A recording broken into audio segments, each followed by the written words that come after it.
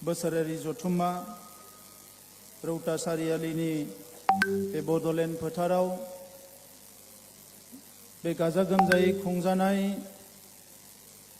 बोसोरारि जथुम्मानि गेवलां मेलखौ सामलायनाय दुलाराय बर' फरायसा आफादनि मानगोनां आफादगिरि दिपेन बर' बिथां, दिनैनि बे हाबाफारियाव बाहागो लानानै गेवलां मेलखौ बेखेवनानै होलांनाय आसामनि चिफ मिनिस्टार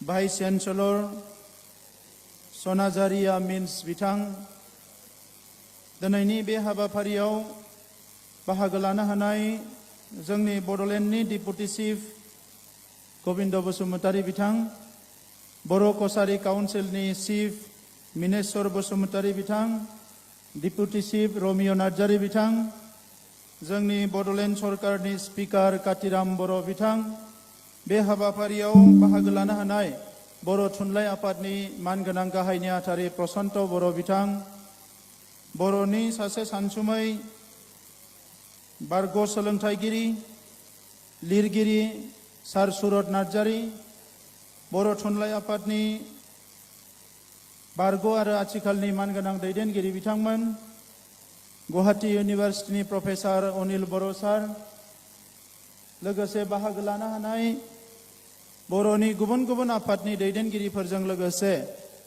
আজিৰ এই মুকলি সভাত উপস্থিত আমাৰ অসমৰ বিভিন্ন জনজাতি আৰু জনগোষ্ঠী ছাত্ৰ সংগঠনৰ সন্মানীয় নেতৃবৃন্দ, বিশেষকৈ মই ইয়াত আমাৰ মিচিং তাকাম মিচিং পৰিং কেবাং ৰাভা ছাত্ৰ সন্থা আৰু বিভিন্ন ছাত্ৰ সন্থাৰ নেতৃবৃন্দ আজি লগ পাইছোঁ।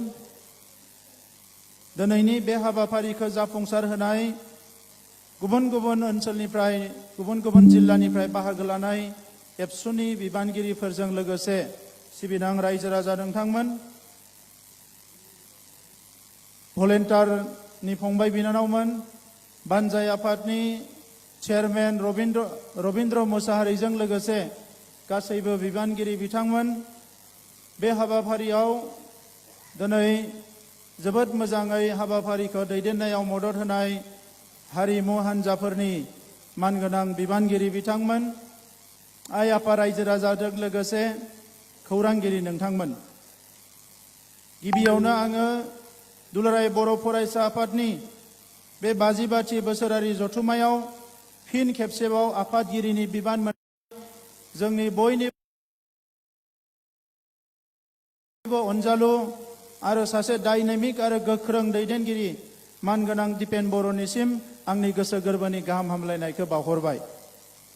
बेजों लोगोसे दिनैनि बे जथुम्मानि गेजेरजोंनो लेङाइ आफादगिरि महरै सिगांनिफ्रायनो मावबोखानाय जोंनि सासे गोख्रों दैदेनगिरि खोरोमदाव औवारि बिथांनिसिमबो आंनि गाहाम हामलायनायखौ बावहरबाय। गाहाय नेहाथारि महरै खनिन बसुमतारी बिथाङा फिन गाहाय नेहाथारि सायख'जादों, बिथांनिसिमबो आङो आंनि गाहाम हामलायनायखौ बावहरबाय आरो रायजो राजाफोरनो एसे बोर सारसिननाय बायदियै बिथांमोननि थाखाय खेबसे गोबारै आखाइ खबनो थाखाय आं खावलायबाय। दा बे समाव आङो खावलायखानानै दोनदों जे आंनि बिबुंथि जोबनायनि उनावनो जोङो रायजो राजानि जानानै जोंनि एमएलए मानगोनां लरेन्स इस्लारि बिथांखौ आङो आफादगिरि नेहाथारिखौ बरायनो थाखाय खावलायनाय जाबाय। दा मानगोनां रायजोफोर, दिनै गोलाव भाषण होनांगौ दंबावो होननानै आं सानाखै। दिनै मोनसे जारिमिनारि सान, गिबि खेबनि थाखाय आसामनि चिफ मिनिस्टारा फैनानै दुलाराय बर' फरायसा आफादनि जारिमिनारि हाबा मावबोनायखौ दिनै बेवहाय रोखा रोखायै गावनि खुगाजों बेखौ फोसावनानै होलांबाय। मोनसे समाव दुलाराय बर' फरायसा आफादजों आसाम सरकारजोंनो संघात जादोंमोन। बर' माहारिनि सानसुमैफोरनि साननाय हनायजों आसामनि सानसुमैफोरनि साननाय हनायजों मोनसे गिदिरथार संघात जादोंमोन आरो बेबायदि थासारिखौ नेवसिबोनानै बेबायदि थासारिखौ बारबोनानै दिनै दुलाराय बर' फरायसा आफादनि गेवलां मेलाव फैनानै बर'फोरनि जारिमिनखौ बुंफोरनायजों लोगोसे दुलाराय बर' फरायसा आफादनि हाबा मावबोनायखौ मोनफ्रोमबो दिन तारिख सम फोसावनानै आसामनि सासे चिफ मिनिस्टारा बुंफैनाया दुलाराय बर' फरायसा आफादनि थाखाय जोबोद गोग्गाथावना बाथ्रा होननानै आं सानो। मानगोनां रायजोफोर, बेबायदि जथुम्माया गोबां जालांबाय थांनाय समाव दुलाराय बर' फरायसा आफादनि जोनोम जारिमिनखौ दिनै बुंनांगौ गैया। आं गोदो सिगांनिफ्रायनो जेला जेला खाबु मोनदों बुंबोदों जे उदांस्रि भारतआव बर' माहारिखौ बुहुमाव गायसननो थाखाय बर' थुनलाइ आफाद आरो बर' फरायसा आफादानो मैखोमै बाहागो लाबोदों। मोनसे समाव जोंनि थासारिया मोजां नङामोन। मालायजों मुगैजानायमोन, सोबख'जानायमोन, नासयजानायमोन, जोंखौ रायबो नायसनामोन। दा बैबायदि समाव बर' थुनलाइ आफादा राव थुनलाइनि जौगानायनि हाबाफारिफोरखौ आखायाव लानानै बर' हारिखौ अर्गानाइज खालामबोदोंमोन। आङो दिनै बाख्नायनो सानो, उदांस्रि जानायनि उनाव जाय बिथांमोना बर' माहारिखौ बेसेबा गिदिर भारत हादोराव जेरावनोखि रोजानिख्रुइ बांसिन रावारि फोलेरफोर दङ, जेरावनोखि गोबां हारिमु दङ, गिदिर गिदिर माहारिफोर दङ, बिसोरनि गेजेरावबो जोंनि माहारिखौ गोथाङै जोंनि राव थुनलाइ हारिमु सिनायथि लानानै गायसननो थाखाय जे नाजाजेनदोंमोन, बिथांमोनखौ आं दिनै खुलुमहरो, रोजा रोजा साबायखर बावो। बर' थुनलाइ आफादनि हाबा मावनायजों लोगोसे आरोबाव गोख्रोङै राव थुनलाइनि अनगायैबो जिफोर गुबुन गुबुन बिथिंफोर दङमोन, बे बिथिंफोराव हाबा मावनो थाखाय दुलाराय बर' फरायसा आफादखौ जोनोम होनाय जादोंमोन। आरो जोनोमनि थांखिखौनो अराय सम गोसोआव लाखिनानै 1967 मायथाइनिफ्राय दुलाराय बर' फरायसा आफादा गोख्रोङै हाबा मावदोंमोन। माखासे दैदेनगिरिफ्रा दिनै थांनानै दङ, माखासे दैदेनगिरिफ्रा रुंसारि जालांबाय, सोरबा सोरबा मुंख्लं जालांबाय। जायफ्रा मुंख्लं जालांबाय, रुंसारि जालांबाय, बिथांमोना सोरगोआव आलो गोजोनै थाहैथों, बिनि थाखाय आङो आरज गाबो। नाथाय जायफोरा थांनानै दङ, दिनै सोरनिबा बैसोआ 80 जाबायब्लाबो 90 जाबायब्लाबो आं सानो बिथांमोना दाबो खामानि मावनांगोननि बिबान दंबावो। मानोना जोङो दाबो थांखियाव 100% सहैजोबनो हायाखै।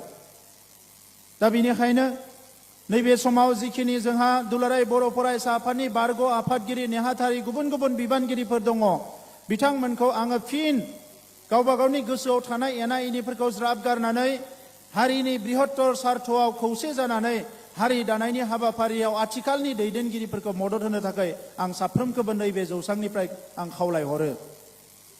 मानगोनां रायजोफोर, मोनसे मोननै खामानिखौ हारसिं मानसिफ्रा मावनो हायो, नाथाय हारि दानाय बायदि गिदिर हाबाफारिखौ रावबो हारसिङै मावफुंनो हाया। बबेबा समाव सोरबा सासे दैदेनगिरिया फैनानै बबेबा मोनसे सोमावसारनायखौ जागायलांनो हायो, बबेबा मोनसे थट, बबेबा मोनसे सिन्ताखौ होनो हायो, बबेबा मोनसे फिलसफिखौ होनो हायो, बबेबा मोनसे आइडियाखौ होनो हायो। नाथाय हारि दानायनि हाबा मावनायखौ बे हारिनि साफ्रोमबो सोद्रोमाया खौसे जानानैसो मावफुंनो हायो। दा बेनिखायनो दिनैनि समाव जों गासैबो साननाय हनायखौ जोङो रिफाइन खालामनानै सोदांनानै नायनांगौनि सम फैदों।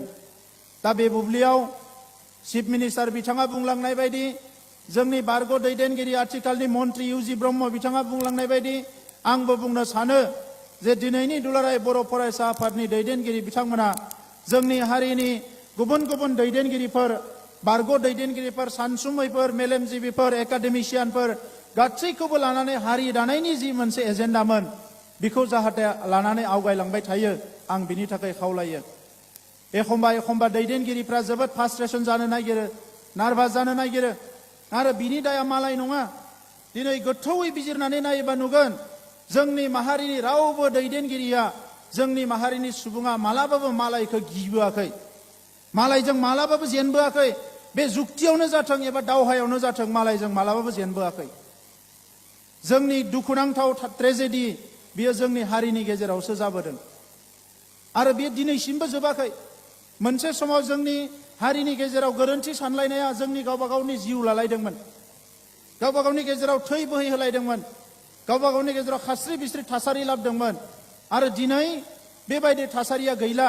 बयनिबो नाजानायाव दिनै मानसिफोरनि साननाय हनाया सोलायबाय नाथाय दाबो साफा सानै सुबुङा ससियेल मिडियाजों गुबुन गुबुन बाथ्राफोरजों मोजां मोजां हाबा मावनो ओंखारनाय दैदेनगिरिफोरखौ फंसे फंनै बाथ्रा बुंनानै डिसकारेज खालामनो नागिरो आं बेखौ दुखु मोनो क्रिटिसिजमा गणतान्त्रिक देशआव थायो क्रिटिसिजम खालामनायनि बयहाबो अधिकार दङ सोंखारिनोबो हायो एनालाइसिसबो खालामनो हायो नांनाय नाङै बाथ्राफोरखौ कनस्ट्राक्टिभ माने डिबेटबो खालामनो हायो सावरायनोबो हायो नाथाय एखमबा एखमबा ओरैबायदि नुयो साफा सानै सुबुङा ससियेल मिडियाफ्राव ओरैबायदि खोथा बुंनानै होयो सोरबा सासे दैदेनगिरिया जानो हागौ बिनि खामानि मावनाया एसे स्ल' सोरनियाबा एसे फास्ट सोरनियाबा माने गुबुन स्टाइलजों खामानि मावो जों बाहेराव थानानै गासैखौबो जोङो सिदा नुहुरजोबो नाथाय बेसेबांबा दिंग्राय दिंसि हारिनि खामानि मावनाया जोङो साननानै लायो मानोना जारिमिना बेखौनो बुंलांदों आरो जारिमिनखौ लानानैनो जोंबो सानो बे हाया जोंनि आबै आबौनि बेवहायलाय सोरहाथो मोन्थाय दङ होननानै नाथाय मानगोनां रायजोफोर जारिमिना गसंनानै मानसि बायदि खोथा बुंनो रोङा बियो जारिमिना बियो लेखा बिलाइयावसो लिरजायो आरो जारिमिननि लेखा बिलाइखौ लानानैनो जुदि सरकारफ्रा सोलिनायमोनब्ला डिसिसन लानायमोनब्ला मुलुगाव रावबो हारिया दिनै सोमावसारनांनाय नङामोन दावहा नांनांनाय नङामोन मुलुगाव हारिया दिनै सोमावसारनांनाय नङामोन जेसेबां जुजिदों बे गासैयाबो दिनै गावबा गावनि राइटखौ लानानै जुजिदों गावबा गावनि बाथ्राखौ बुंनो थाखाय मानसिफोरा रिभलिउसन खालामदों बायदिसिना दावहा नांनो गोनां जादों नाथाय बिनि उनावबो डिसिसना बेसो जादों बैसो डिसिसन जागोन दिनै जाय जिनिसा बास्तब दिनैनि समाव जि जिनिसा रियेलिटि जायखौ दिनै जोङो बयबो गनायनो हायो बेसो जोंनि डिसिसना जागोन दा नंखायनो आं बाख्नायनो सानो बर' हारिखौ मुलुगाव दिनै जोङो दिनैनि समाव जोङो इक'नमिकेलि इडुकेसनेलि एसे फासयना थानाय जानो हानाय नाथाय सिन्था धारायाव बर' हारियाबो जोबोद मोनसे भाइब्रेन्ट हारि होननानै बुंनांगोन सोरबा माहारिया मायबा मोनसे गोरोबथा खालामबाय बे गोरोबथाखौनो मोगथां महर होनो थाखाय बोसोरनिफ्राय बोसोर जुजिदों नाथाय जोंनि माहारिया बेखौ नेनानै थायाखै जोङो बे 30 बोसोराव मोनथाम गोरोबथा खालामनो हाबाय जेखौ जायाखै बेखौ जों गारदों जेखौ नांगौ बेखौ जों होसोदों मानसि थैदोंबाबो फासयनानै थायाखै जेल जादोंबाबो फासयनानै थायाखै गावनि थांखिखौ होसोदों आरो होसोदों बिनिख्रुइ भाइब्रेन्ट हारि रावबो थानो हाया सोरनिबा फंसे फंनै बुंनायखौ लानानै जुदि बिएससि एकर्डनि उनाव जिरायनानै थानायमोनब्ला बिटिसि एकर्डनि उनाव जिरायनानै थानायमोनब्ला जोङो जुदि बिटिआर एकर्डनि उनाव जुदि जोङो दिनै जिरायनानै थानायमोनब्ला जोङो जोंनि मोन्थाइनिफ्राय मोन्थाइखौ जों मालाबाबो मोनफुंनाय नङामोन दा नंखायनो आङो दिनै सानो जोंनि मुंख्लंफोरखौ जों हारसिं फालियो जोंहा मोनसे सम फैबाय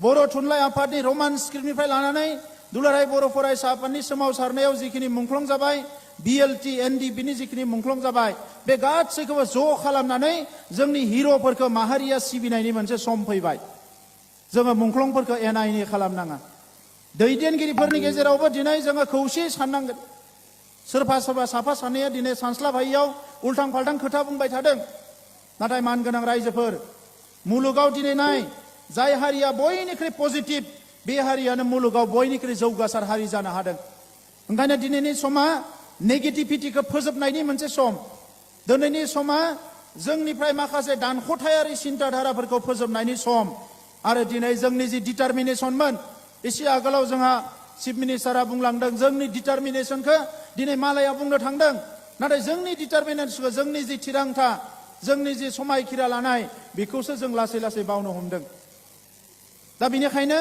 राजा लामायाव गैया दिनै समा थिनाखै जोंखौ राजा लामायाव थांनो समा थिनाखै जोंखौ हाग्रायाव थांनो समा जोंखौ थिनदों न'आवनो थानानै गामियावनो थानानै समाजावनो थानानै जोङो दिनै जुजिनांगोन दिनैनि दावहाया मेलेम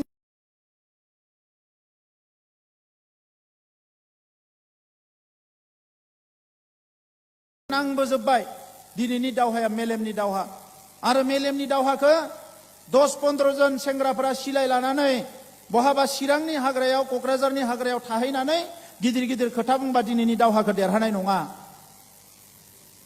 आङो गिदिर लिडार नङा गोजोर लेखा गोरों मानसिबो नङा नाथाय थांनाय 30 बोसोरसो दुलाराय बर' फरायसा आफादनि मावनायाव थाफानानै आं जिखौ नुबोबाय जाय हारिया नांगौ समाव डिसिसन लानो हायाखै थिरांथा लानो हायाखै बे हारिफ्रा दिनै मेगन सिगाङावनो थेर बेथेर जाजोब्बाय आरो जोङो नांगौ समाव दिनै माखासे डिफारेन्सेसनि उनावबो साननाय हनाय गोरोबैनि उनावबो माखासे डिसिसनखौ सिद्धान्तखौ लानो हानायनि थाखाय दिनै राव थुनलाइ हारिमु लानानै मोनसे रायजोआवनो मोननै काउन्सिल लानानै बर' हारिया थांना थानो हादों। बियो बर' हारिनि जोबोद गिदिर मोनसे देरहासारनाय। रावबो बेबायदि दिनै लानो हायाखै। मोनसे रायजोआव मोननै काउन्सिल मोननो हादों।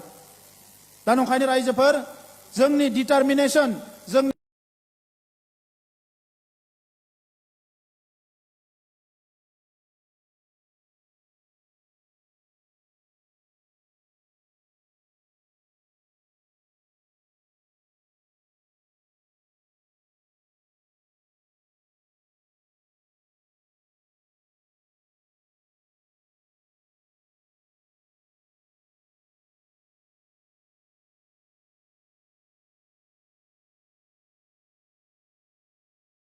दिनै मालायनि बुंनायखौ जोङो होसोयो। जोंनि हारिनि मानसिफ्रा थाब मालायनि बुंनायखौ होसोयो। हारिया गावहानो स्ट्रेंथ दङ, गावहानो एनार्जि दङ, गावहानो भेलु दङ, गावहानो आइडेन्टिटि, कालचार, लेंगुवेज गासिबो दंजोबो।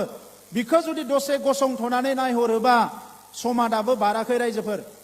मुलुगाव दाबो जोंनिख्रुइ गोग्लैसोनाय रोजा हारि दङ मुलुगाव दाबो। जोङो जोबोद सोद्रोम। भारत हादरावनो जोंनिख्रुइ रोजा लाख सुबुं अनजिमा थानाय हारिफोरनि रावा दिनैबो रिकगनाइसन मोनाखै। बिथांमोननि हारिमुवा दाबो जोंनि बायदि रिकगनाइसन मोनाखै। दा बेफोरखौ दिनै साननांगौनि सम फैबाय। दा नंखायनो दिनैनि समाव जोङो कोएक्जिस्टेन्सखौबो साननांगोन। जों मोनसे समाव सानदोंमोन जे बुरलुंबुथुरनि साहा सेरफाङाव आलादा रायजो लानानै जोङो ग्रोम रायजो जागोन। जोंनि आलादा रायजो बिनायनि गुबै थांखिया मालाय हारिफोरखौ जोङो होखारनाय नङा। बिनिखायनो बड'फाया लिभ एन्ड लेट लिभ होनना बुंदोंमोन जे बिथांमोनाबो थांना थादों, जोंबो थांनानै थागोन। जाय मानसिफ्रा जोंखौ सोबख'दों, नासयदों, थगायदों, बिथांमोननो मोनसे मेसेज होदोंमोन बड'फाया। जों नोंथांमोननि थांना थानायाव, नोंथांमोननि जौगानायाव जों हेंथा नङा, बे मेसेजखौ होदोंमोन। नाथाय बे मेसेजखौनो दिनै जोंबो बुजिनो सम जाबाय। जोङो जोंनि हालामाव गुबुन मानसिफ्रा थाखासिगोन। नाथाय जोङो बयबो मिथिगौ, नों लामा थाबायलाङोबा मायाबा साइड सोंख्राव होननानै बुंदों, बे सोंख्रावखागोन। दिनै जोंनो 60 गामि होबाय।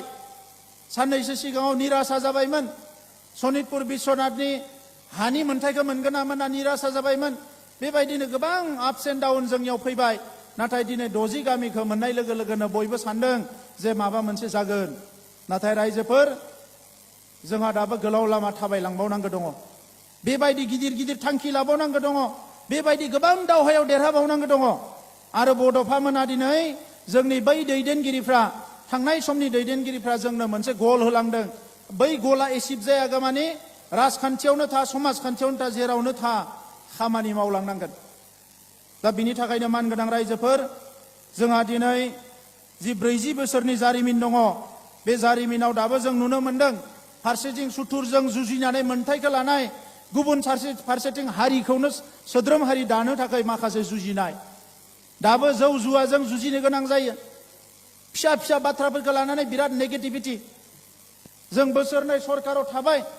जों सानदोंमोन जे मानसिफोरनि साननाय हनाया सोलायजोबसिगोन। दाबो साफा सानै सेंग्राफ्रा जुवा होनो मोनैनि बुलाय नागिरो। बायदिसिना जौ लोंनानै दुम दाखाल खालामनो नागिरो। फारसेथिं गेरेमसा हारि दानो होननानै 5,000 सुबुंनि जिउ गारनाय, फारसेथिं सानैसोआ खुनु सेन्सआनो गैया। दा मैया दाख्लैबो बुंदों आङो, दिनैबो बुंनो नागिरदों रायजोफोर। बोरायद्रायाखै नालाय थैया आंनियाबो एसे गुदुं जायो मालाबा नान भायलेन्स सिन्था खालामोबाबो। ओंखायनो दाख्लैबो वार्निं होदों, आं दाबो वार्निं होनो सानदों। जायफोरा जौ जुवा दाबो माथा मारिबाय थायो, समाजाव गाज्रि थासारि खालामनो सानबाय थायो, बेखौ खिन्थु रायजोआनो कन्ट्रल खालामनांगौनि सम फैबाय। आरो जों रायजोजों दङ। रायजो राजाफ्रानो बोखांनाय 1945 मायथाइ, जोंनि हादोरा 1947 मायथाइयाव उदांस्रि जादों। बेखिनि समाव फिनलेण्ड होननाय हादोरनि मानसिफ्रा दिनै सोलोंथायाव मुलुगनि बयनिख्रुइबो दावगासिननाय मोनसे हादोर जाबाय। बिथांमोना नलेज बेस ससाइटि दानो हाबाय। बिथांमोना इनोभेटिभ ससाइटि दानो हाबाय, क्रिएटिभ ससाइटि दानो हाबाय। जों मानो हाया? जों मानो हाया? मैया दाख्लैसो बायजानाय फानजानाय जोंनि जायफोर निग्र' हारि, दिनै गोसोम बे माहारिया, बिथांमोननि सुबुंफ्रा दिनै मुलुगाव गेलेनायाव बिराद जौगानाय। दाख्लैबावै नोंथांमोना नुदों जे वर्ल्ड कापआव जेनदोंब्लाबो जाय हिर'मोन बिथाङा बै हारिनिनोमोन।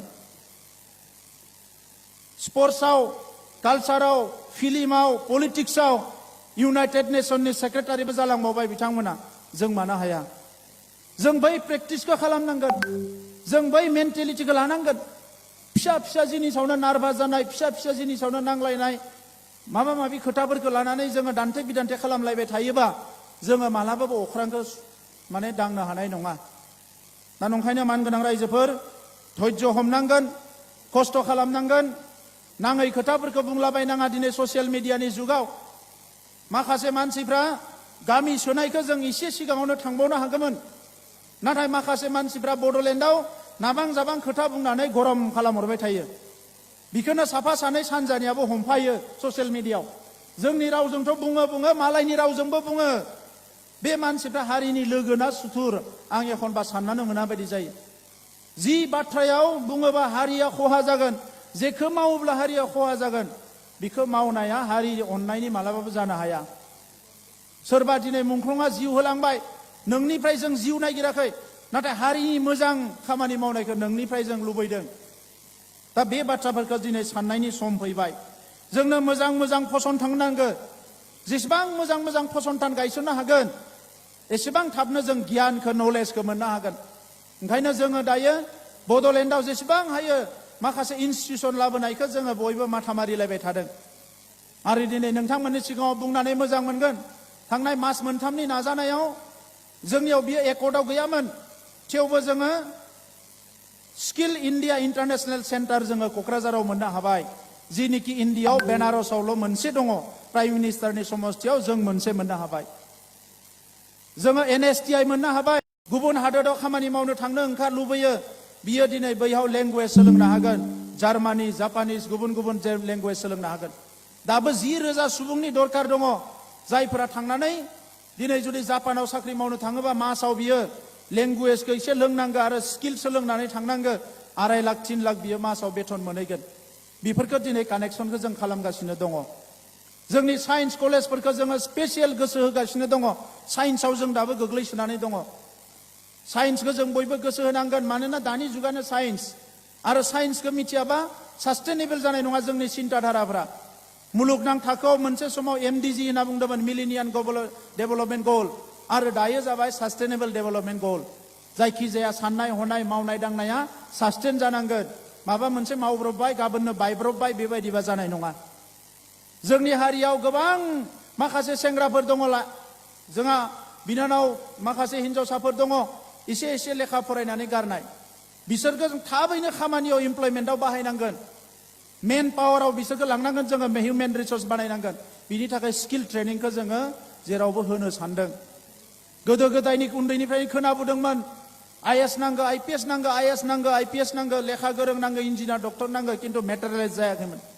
खाबु मोननाय लोगो लोगोनो थांनाय बोसोराव 50 फरायसाफोरखौ जों दिल्लीयाव थिनहरदों। देग्लाय बोसोराव आरो 50 थिनहरगोन, फैगोन बोसोराव आरो 50 थिनहरगोन IAS IPS नि कचिं लानो थाखाय गभर्नमेन्टनि।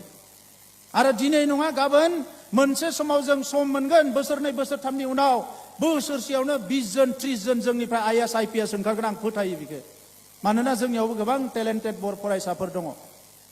दा जों पजिटिभ खामानिफोरखौ मावनांगोन, फसंथानफोरखौ गायसननांगोन। एकर्ड इमप्लिमेन्टेसननि बेलायाव दिनै गोनो गोथो साननाय जागासिनो दङ। बै समनि सेक्रिफाइसखौ नायहर। सोरबा सोरबा दिनै बुङो जे जोङो इसेबां नांबोबाय, जों मानो नैबेखौ मोना नैबेखौ मोना। मानगोनां रायजोफोर, जोंनि नांनाया मालाबाबो इन्डिभिजुवेल बेनिफिट नङामोन। जोंनि नांनाया बर' हारिनि थाखायसोमोन। ओंखायनो एबसुनि जि स्ल'गान, NDBनि स्ल'गान, गासैबो हारिनि थाखायसोमोन। दा दिनै सोरबा सोरबा एसे इन्डिभिजुवेल लाइनाव लांनो नागिरो। नंगौ, जोंनि गेजेराव गोरिब गुद्रा दङ, जायफोर जुजिबोबाय, नांबोबाय, मावबोबाय, दिनै न'आव फैनानै, गामियाव फैनानै मोनसे मोजां परिबेस बियो मोननांगौ। नाथाय हारिनि थासारियानो बेनो। दिनैबो जोंनि हारियाव गोबां गोरिब गुन्द्रा खामानि गैजायै मानसि दङ। बिनि थाखाय जोंनि गोदान सरकारखौ दाय होनो ना थांनाय 70 बोसोरनि सरकारखौ दाय होनो ना आसाम सरकारखौ दाय होनो ना भारत सरकारखौ दाय होनो? जों खामानि मावनांगोन। जाय हार्डवार्क खालामो बेनो दिनै साक्सेस जागोन, जाय हार्डवार्क खालामा बियो साक्सेस जानाय नङा। जोङो खामानि मावनांगोन। मुलुगाव रावबो ओरैनो ओंखाम मोनजायाखै। जों सोरबा सानना लादों नामा ओरैया ओरैनो मोनदों, ओरैया ओरैनो मोनदों? जेराव बेरायहैथां मुलुगाव जेराव नायहैथां नुगोन खामानि मावाबा जेरावबो ओंखाम मोनजाया। दा नंखायनो दिनै जोंनि समाव जों बेफोर बाथ्राफोरखौ बुजिनो हानांगोन। सरकारनि सायाव कनसेप्टआ क्लियार जानांगोन। दिनै भारत सरकाराव 140 कोटि मानसि दङ। भारत सरकारा बयनोबो ओंखाम राननानै होनो हानाय नङा, साख्रि बाख्रि होनो हानाय नङा। आसामाव दिनै 350 कोटि मानसि 3.5 कोटि मानसि जानो थांगासिनो दङ। आसाम सरकारा बयनोबो साख्रि होनो हानाय नङा। 1 लाख मानसिनो साख्रि होनो होनदों। आसामाव दिनै 40 लाखनि बारा आनइमप्लयमेन्ट दङ। दा जोंनियावबो बेनो जागोन। दा बेफोरखौ नुजोबखानानै जोङो गभर्नमेन्टनि फिसा फिसा साख्रिखौ होसोआलासिनो जों बयबो एन्टारप्रिनार जानांगोन। रांखान्थियाव जौगानो थाखाय खामानि मावनांगोन आरो खामानि मावोबानो जोङो फैसा मोनो। दा बेनिखायनो मानगोनां रायजोफोर, एकर्ड इमप्लिमेन्टेसननि बेलायाव केस उइथड्रआ एसे स्ल' जादों। नाथाय बेखौ दाख्लैबावै जोङो दिल्लीयाव मिटिं जानायनि उनाव जोङो बिराद स्पिडआव लांनो थाखाय खामानि मावगासिनो दङ।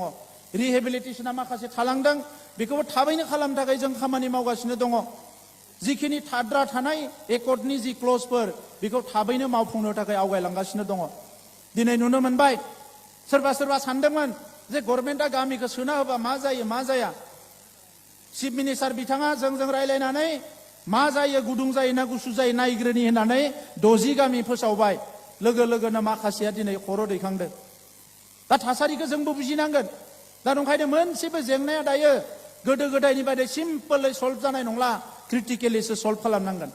आरो बेयाव धैर्यनि, डिटारमिनेसननि बाथ्रा फैगोन, बेवहाय पलिसिनि बाथ्रा फैगोन, बेवहाय माखासे स्ट्रेटेजिनि बाथ्रा फैगोन। दिनैनि समाव मानसिफ्रा नों मायबा मोनबासो आंनोबो मायबा होगोन आरो नङाबा नोङो गावनो सेल्फ साफिसियेन्ट जानांगोन, गावनो फिटेस्ट जानांगोन, अब्ला नोङो आजादियाव सारभाइभ खालामनो हागोन। जोंनि सिगाङाव सोमावसारनाय दिनै नागाफोरनि जेंनाया दाबो जोबाखै। बिथांमोना गावस्रा गावस्रि जानानै दिनै मोनब्रा जाबाय सिलाय लाग्राफ्रा। गभर्नमेन्टआ जेबो गोसो होआखै। गोबां मानसिफ्रा दायो गोग्रामनानै दङ। नाथाय जोङो खाफाल गोनां। जों खाफाल गोनांखायनो दिनै जोङो बे थासारिखौ मोननो हादों। दा थालांनाय खामानिफोरखौ मावनो थाखाय दानि खामानिखौ जों मोजां मावनांगोन, होमबासो जोङो फैबाय थानाय समखौ मोजाङै मावफुंनो हागोन मानगोनां रायजोफोर। दा बेनिखायनो दिनै चिफ मिनिस्टार बिथाङा एग्रिकालचार केम्पासनि आफादगिरिया बुंनाय बायदियै बेयाव फोसावलांदों। जोङो मोनसेल' नङा, 3-4 इनस्टिटिउसन एग्रिकालचारनि थाखाय गायसननांगोन। गुबुन गुबुन फसंथान गायसननांगोन। जोङो प्लेनिं खालामगासिनो दङ। पिस, गोजोना ओरैबायदि गोनां मोनसे बिसय, साबजेक्ट। जोङो बेखौ रावबो फरायनानै मोना, नाथाय जोंनो गोजोनखौ नांगोन। दा बेनिखायनो वर्ल्डआव गुबुन गुबुन जायगाफ्राव पिस सेन्टार गायसननानै रिसार्च खालामदों, स्टाडि खालामदों, खामानि मावदों। दा बर' हारियावबो गावजों मालायजों बयजोंबो दाङाबाजि जाबोनायखाय दिनै जोंनो पिस नांगौ। दा नंखायनो जोंबो अदालगुरियावनो मोनसे इन्टारनेसनेल पिस सेन्टार गायसननो थांगासिनो दङ, जापाननि माखासे आफादफोरजों लोगो नांनानै। दा बिनि थाखाय जोंहा सावरायनाया सोलिगासिनो दङ। जोङो मोनसे वर्ल्ड क्लास थाखोनि इउनिभार्सिटि गायसननो थाखाय जों कनसालटेसन सोलायगासिनो दङ। मानोना जोङो हायावबो खामानि मावनांगोन, अख्राङावबो थांनो थाखाय जोङो एखे टाइमावनो जोङो प्रिपारेसन खालामनांगोन। जों फासयनानै थानो हानाय नङा रायजोफोर। दा बेनिखायनो जोंनि जिखिनि जेंना जेंसि, गाज्रि साननाय मानाय, बिहेभियार चेन्ज, इजि गोयिं बायदिसिना बे सिन्ताधाराफोरखौ सोलायनानै लेखा गोरोंफ्राथ' लेखा गोरोंनि बिबानखौ रुजुखानांगोन, नेतृत्वखौ होनांगोन। जायफोर आदा फरायनानै गारबाय बिथांमोना गावजों गोरोबनाय खामानिखौ मोजाङै मावनांगोन।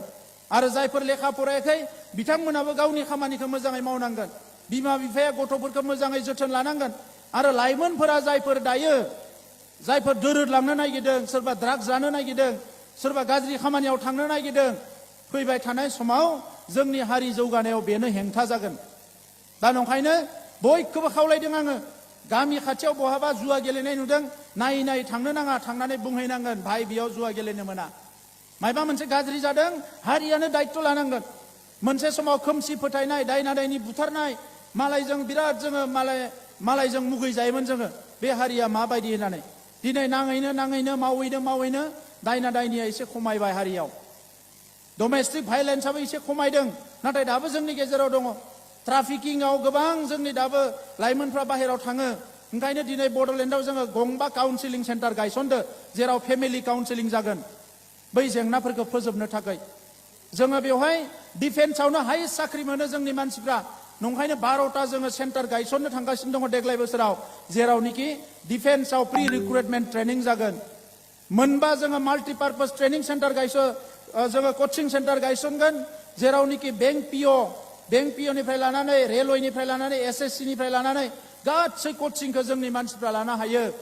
नाथाय बेफोराव सोरबा जोंनि लाइमोनफ्रा थांनांगोन रायजोफोर। जोङो माबा मोनसे मावनो लिङो जोंनि लाइमोनफ्रा थाङा, माबा मोनसे सानो जोंनि लाइमोनफ्रा थाङा, ओरैनो थानानै मोजां मोनो, नेगेटिभ बाथ्रा रायलायनानै गोबाङानो मोजां मोनो। दा बेबायदि थासारिजोंबा खिन्थु हारिया जौगानाया जोबोद स्ल' जागोन। दा बे बिथिङाव दुलाराय बर' फरायसा आफादा जोबोद भाइब्रेन्ट रल लाबोदों आरो इयुनावबो लाबाय थानो हागोन।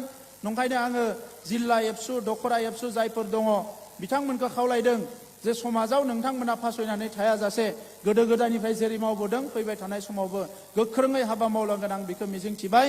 फिन खेबसेबाव बयनिसिमबो आंनि गोसो गोरबोनि अननाय, खुलुमनाय, सिबिनायखौ बावहरबाय आरो दिनै बेखिनि बाथ्राखौ बुंनो थाखाय आंनो खाबुखौ होनायनि थाखाय दुलाराय बर' फरायसा आफादनि खाथियाव आंनि सिबिनायखौ बावहरनानै आंनि बुंनायखौ बेवहायनो फोजोबनाय जाबाय। गोजोन्थों।